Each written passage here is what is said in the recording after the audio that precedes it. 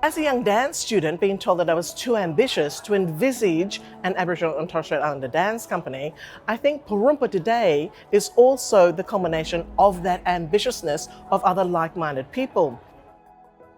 There needs to be these really solid, strong relationships between First People and non-Indigenous organisations and Indigenous organisations, because a lot of our mob don't live on country. So how do we work together going forward? And that's so important. Revitalization is very important. Revitalization is bringing you back to who you were before. And once you get to the stage who you were, how you became to be on this land, it's important that you will know that this is your true identity. And when you die, you'll make sure that you'll pass on that to the generation after you. The reason why I'm here this week at Purrumpa is we're doing a big study on the Indigenous visual arts and crafts market. We're looking at a market that is of the value of $250 million a year in sales, but really the value is unquantifiable for our mob. And this is why in our report, one of the other things that we have leaned into is the need for new legislation for the protection of culture.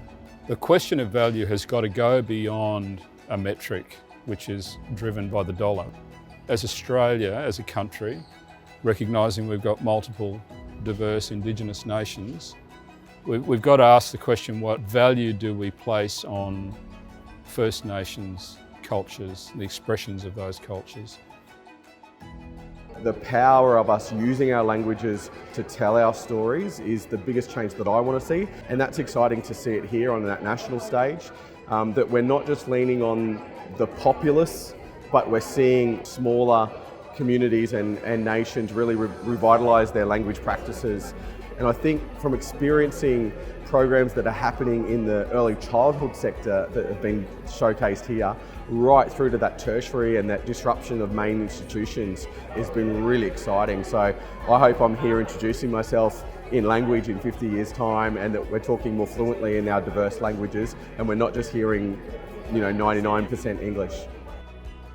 It took us 50 years to get here to Purrumpa, the national gathering, from what started many years ago from the 1973 Aboriginal Arts Board.